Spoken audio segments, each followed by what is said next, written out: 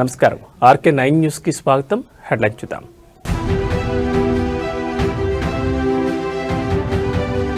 ఢిల్లీ పర్యటనలో ఉన్న Revanth Reddy global summit విజయంపై వివరించిన సీఎం.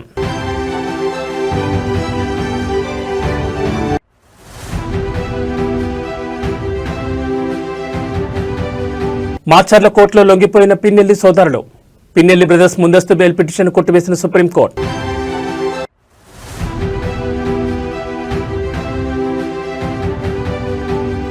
విమానాల రద్దుపై క్షమాపణ చెప్పిన ఇండిగో చైర్మన్. మూల కారణాల దర్యాప్తుకు బయటి నిపుణుల నియామకం.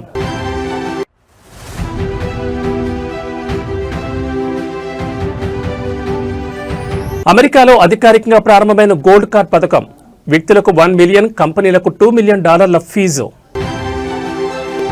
ఇక డీటెయిల్స్ చూస్తే ముఖ్యమంత్రి రేవంత్ రెడ్డి తన ఢిల్లీ పర్యటనలో భాగంగా కాంగ్రెస్ అగ్రనేతలు సోనియా గాంధీ, రాహుల్ గాంధీ, ప్రియాంక గాంధీలతో సమావేశమయ్యారు. ఈ ఉదయం పార్టీ ఎంపీలతో కలిసి ఆయన అధిష్టానంతో భేటీ అయ్యారు. ఈ సందర్భంగా తెలంగాణలోని తాజా రాజకీయ పరిస్థితులు, ప్రభుత్వ పనితీరు, సంక్షేమ పథకాల అమలు వంటి కీలక అంశాలపై చర్చించినట్టు తెలుస్తోంది. రాష్ట్రంలో పార్టీని మరింత బలోపేతం చేసేందుకు తీసుకుంటున్న చర్యలను, ప్రభుత్వ పాలనా తీరును రేవంత్ రెడ్డి కాంగ్రెస్ పెద్దలకు వివరించారు. ముఖ్యంగా ఇటీవల హైదరాబాద్ వేదికగా ప్రభుత్వం ప్రతిష్టాత్మకంగా నిర్వహించిన తెలంగాణ రైజింగ్ గ్లోబల్ సమ్మిట్ ఘన విజయం సాధించిన విషయాన్ని సోనియా గాంధీ దృష్టికి తీసుకెళ్లినట్లు తెలుస్తోంది. ఈ నెల 8, 9 తేదీల్లో జరిగిన ఈ సదస్సు ద్వారా రాష్ట్రానికి భారీగా పెట్టుబడులు తరలివచ్చాయని ఆయన తెలిపారు. కేవలం 2 రోజుల్లోనే వివిధ రంగాల్లో కలిపి 5.75 లక్షల కోట్ల పెట్టుబడులను ఆకర్షించగలిగామని రేవంత్ రెడ్డి అధిష్టానానికి వివరించినట్లు పార్టీ వర్గాలు పేర్కొన్నాయి. రాష్ట్ర అభివృద్ధికి ఈ పెట్టుబడులు ఎలా దోహదపడతాయో ఆయన వివరించినట్లు తెలుస్తోంది.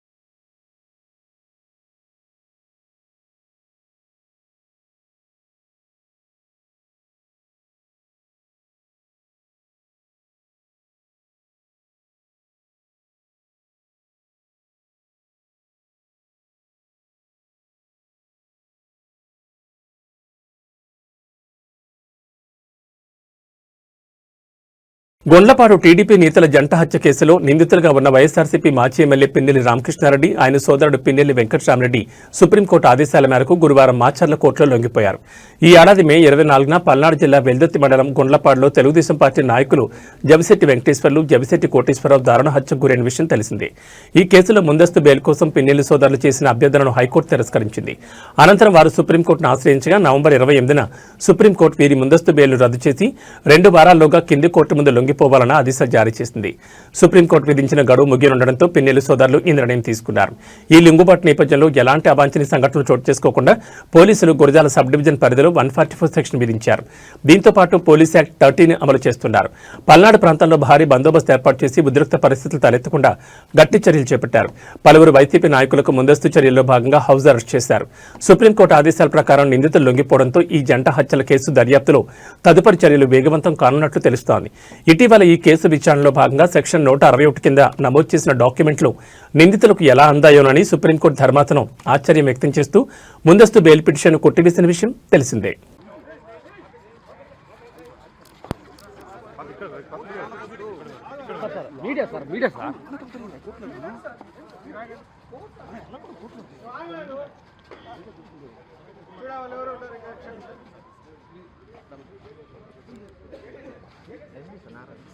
ఉమ్మడి నల్గొండ జిల్లాలో పంచాయతీ ఎన్నికలు నివురుగప్పిన నిప్పులా మారాయి. బుధవారం అర్ధరాత్రి నుంచి ఎక్కడో ఒక చోట కాంగ్రెస్, బీఆర్ఎస్ వర్గీయుల పరస్పర దాడులకు దిగుతున్నారు. తాజాగా పంచాయతీ ఎన్నికల పోలింగ్ స్థలాలను పరిశీలించేందుకు బీఆర్ఎస్ మాజీ ఎమ్మెల్యే కంచర్ల భూపాల్ రెడ్డి ఇవాళ ఉదయం చిట్యాల మండల పరిధిలోని ఉరుమట్ల గ్రామానికి వెళ్లారు. అదే సమయంలో అక్కడికి కాంగ్రెస్ నేత, dairy corporation chairman Gutta Amit Reddy కూడా తన అనుచరులతో అక్కడికి చేరుకున్నారు. ఈ క్రమంలోని ఇరు పార్టీల శ్రేణుల మధ్య మాటల యుద్ధం చోటు చేసుకుంది. ఓ దశలో అమిత్ రెడ్డి, భూపాల్ రెడ్డి ఒకరిపైకి మరొకరు దూసుకెళ్లేందుకు ప్రయత్నించగా పోలీసులు వారిని అడ్డుకుని గొడవలు వద్దని వారించడంతో పరిస్థితిని సద్దుమణిగింది.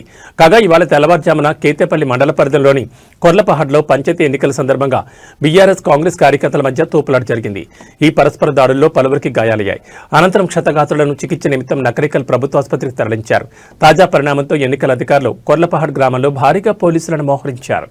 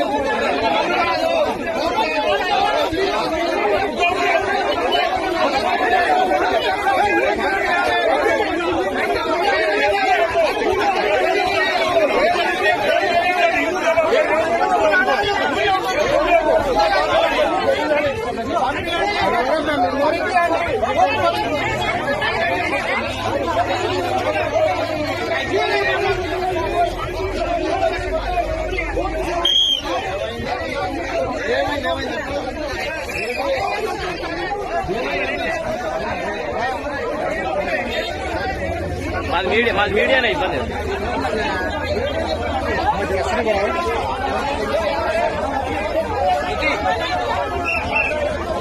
శృతి శృతి నడుస్తుంది.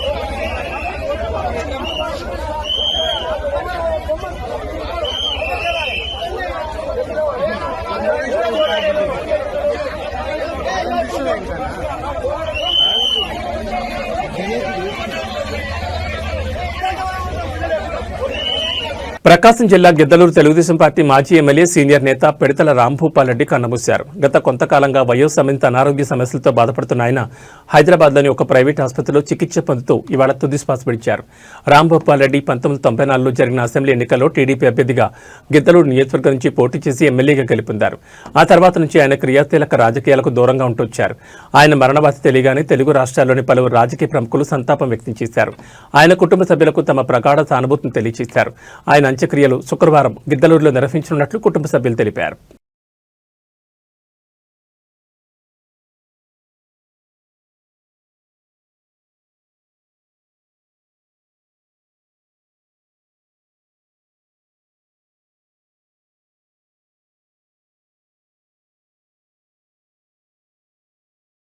అనంతపురం జిల్లా కళ్యాణదుర్గం మున్సిపల్ చైర్పర్సన్ పదవి టీడీపీ కైవసం చేసుకుంది. మున్సిపల్ చైర్పర్సన్ గా తలారి గౌతమ్ ఎన్నికయ్యారు. కళ్యాణదుర్గం మున్సిపాలిటీలో మొత్తం 24 మంది కౌన్సిలర్లు ఉండగా టీడీపీకి 12 మంది కౌన్సిలర్లు, వైసీపీకి 12 మంది కౌన్సిలర్ల బలం ఉంది. అయితే ఎక్స్ అఫీషియో సభ్యులుగా ఎంపీ అంబికా లక్ష్మీనారాయణ, ఎమ్మెల్యే సురేంద్రబాబు ఓటేయడంతో మున్సిపల్ పీఠం టీడీపీ దక్కించుకుంది. ఈ గెలుపుతో తెలుగు తమ్ముళ్లు సంబరాలమేనంటాయి.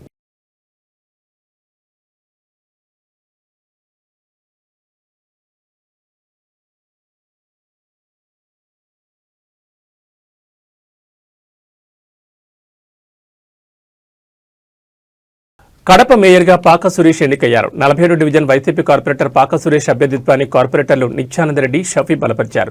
దీంతో పాక సురేష్ మేయర్గా ఎన్నికైనట్లు జాయింట్ కలెక్టర్ అదితి సింగ్ ప్రకటించారు. వైసీపీకి 39 మంది కార్పొరేటర్లు ఉండగా 38 మంది సభ్యులు హాజరయ్యారు. మేయర్ పదవి ఆశించిన 10వ డివిజన్ కార్పొరేటర్ మల్లికార్జున అసంతృప్తితో ఎన్నికకు గైర్హాజరయ్యారు. ఇక తగినంత బలం లేకపోవడంతో మేయర్ ఎన్నికకు టీడీపీ దూరంగా ఉంది.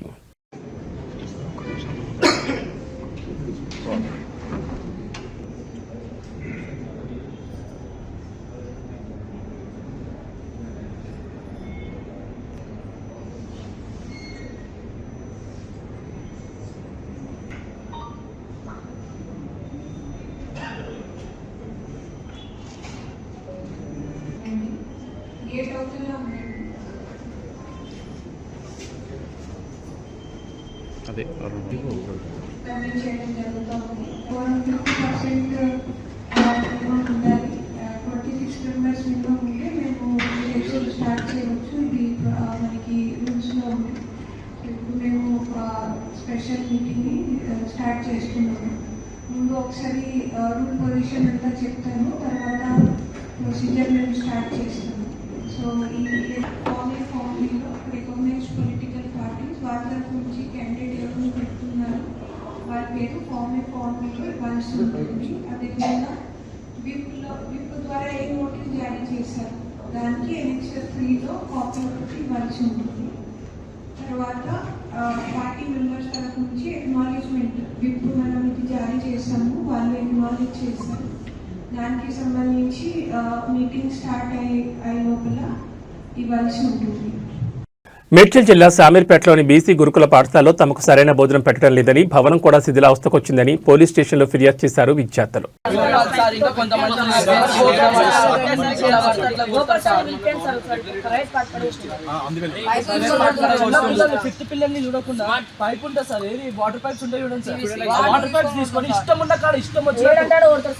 సాంబార్ అయిపోయింది.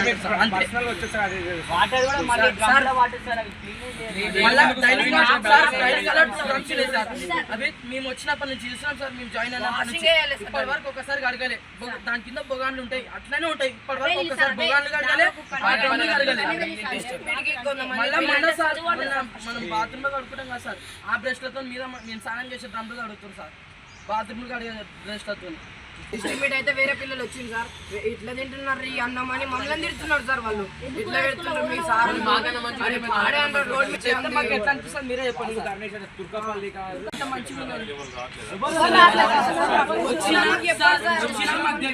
ప్రిన్సిపల్ రూమ్ లో కాడికి అంతే, ఆడికి మళ్ళీ వెళ్ళిపోతారు. అంచినా సరే ఒక్క పూట మంచిగా పెడతారు సార్ అంతే. మెన్నోళ్ళు ఉన్నట్టు చక్కగా పెడతలేరు, పొద్దున్న సాయంత్రం పెడతారు, సాయంత్రం పొద్దున్న పెడతారు. ఏం పడుతున్నారు అలాగే మేమేమన్నా అడిగితే మళ్ళీ కొట్టే నీకు ఎందుకు ఒక్కనే తింటలేరా అంటే చదవచ్చు అని పోలీస్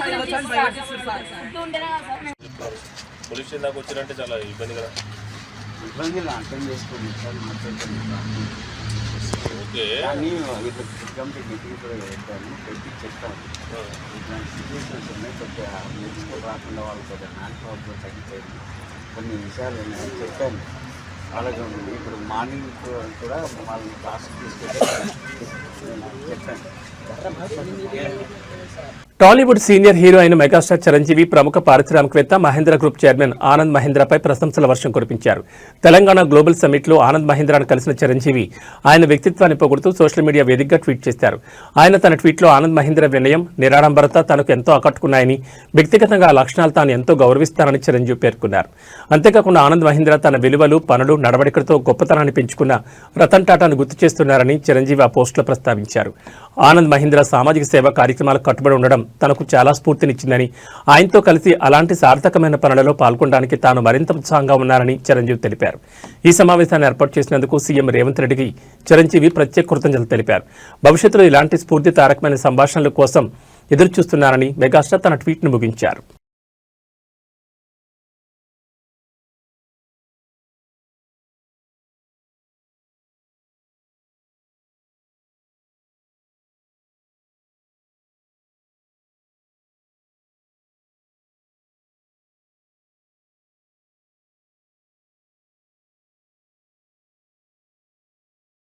ఇటీవల భారీ సంఖ్యలో విమానాలు రద్దు కావడం, ఆలస్యం అవడంపై ఇండిగో ఎయిర్లైన్స్ ప్రయాణికులకు క్షమాపణ చెప్పింది.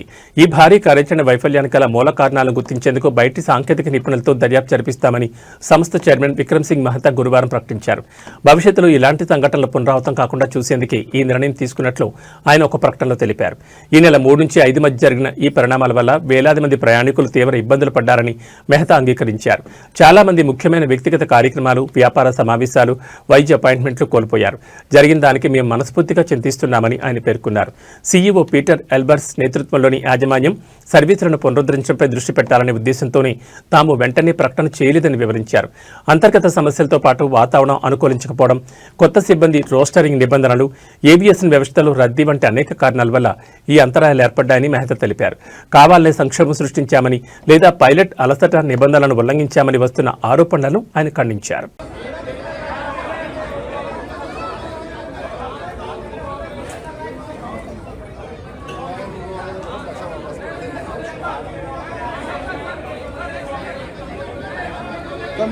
अपने भाई को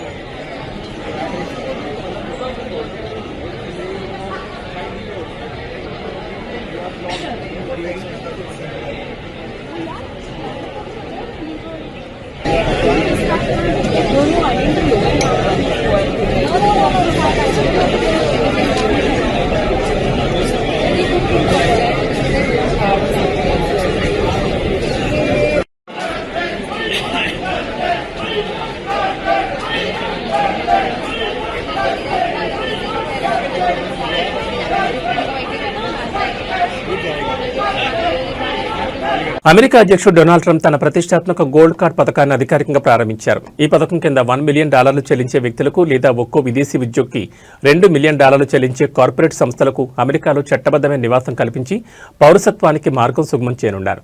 ఈ మేరకు దరఖాస్తుల కోసం ప్రత్యేక వెబ్సైట్ను కూడా అందుబాటులోకి తెచ్చారు. వైట్ హౌస్లో వ్యాపార ప్రముఖుల సమావేశంలో ట్రంప్ ఈ విషయాన్ని వెల్లడించారు. 1990 నుంచి అమల్లో ఉన్న EB-5 వీసా స్థానంలో ఈ కొత్త పథకాన్ని తీసుకొచ్చారు.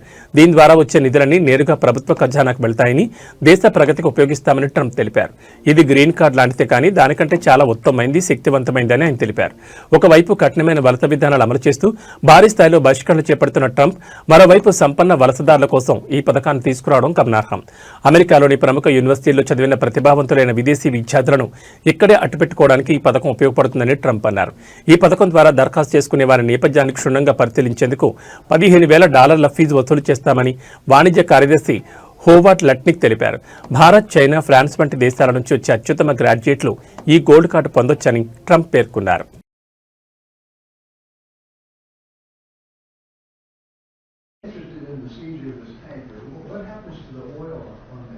Well, we keep it, I guess.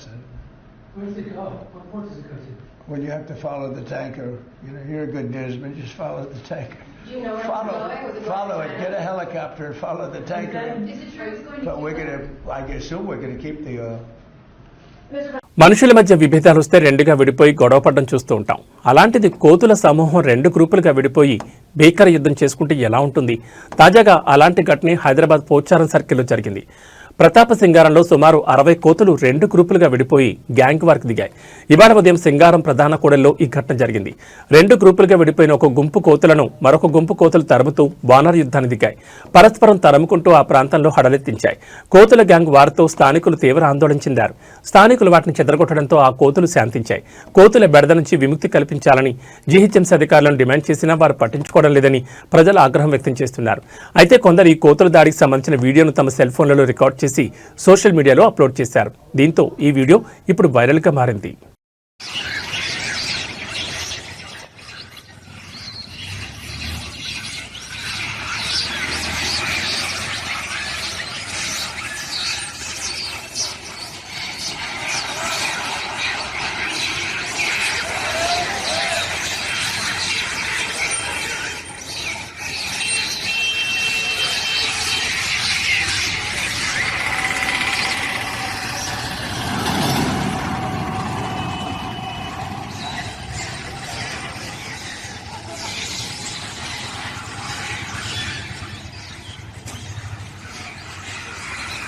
Medak జిల్లా వెల్దుర్తి మండలంలోని చెర్లపల్లి, శంసిరెడ్డిపల్లి తాండా, బస్వాపూర్ గ్రామాల్లో సర్పంచ్ వార్డు సభ్యుల స్థానాలకు ఒక్కొక్కటి నామినేషన్ దాఖలైంది. దీంతో ఆయా గ్రామ పంచాయతీలో సర్పంచ్ వార్డు సభ్యుల ఎన్నిక ఏకగ్రీవమైనట్లు అధికారులు ప్రకటించారు. చెర్లపల్లి సర్పంచ్గా అరుణ దుర్గానాయక్, శంషరెడ్డిపల్లి సర్పంచ్గా బానోత్ గణేష్, బస్వాపూర్ సర్పంచ్గా నజ్మా సుల్తానాలతో పాటు ఆయా గ్రామాల వార్డు సభ్యులకు రిటర్నింగ్ అధికారులు ఎన్నికల ధ్రువపత్రాలు అందజేశారు. అనంతరం గ్రామ పంచాయతీ కార్యాలయంలో ప్రమాణ స్వీకారాన్ని ఘనంగా నిర్వహించారు. అదేవిధంగా చెర్లపల్లిలో ఉప సర్పంచ్గా గోదల పెంటారెడ్డి, శంసిరెడ్డిపల్లిలో ఉప సర్పంచ్గా నరసింహులు, బస్వాపూర్ ఉప సర్పంచ్గా లావణ్యలను ఆయా గ్రామ పంచాయతీ వార్డు సభ్యులు ఏకగ్రీవంగా ఎన్నుకున్నారు. ఈ సందర్భంగా పంచాయతీల్లో ఏకగ్రీవంగా గెలుపొందిన సర్పంచ్ వార్డు సభ్యులను పలువురు శాలువాలతో సత్కరించి మిఠాయిలు తినిపించారు. ఈ కార్యక్రమంలో ఎన్నికల రిటర్నింగ్ అధికారులు శ్రీనివాస్, స్వామి, సాంబయ్య, పంచాయతీ కార్యదర్శి విఠల్, మాజీ సర్పంచుల ఫోరం అధ్యక్షుడు అశోక్ రెడ్డి, సర్పంచ్ రమావత్, శాంతి తదితరులు పాల్గొన్నారు. శంషరెడ్డిపల్లి తాండా మండల్ వెల్దుర్తి, బానోత్ గణేష్ మా తండ్రి గారు ఈ గ్రామం ఏకీకరణ చేయడం జరిగింది. ఈ గ్రామాన్ని మంచి దారిలో తీసుకెళ్లాలని, మంచి అభివృద్ధి చేసుకుందామని చెప్తున్నాము.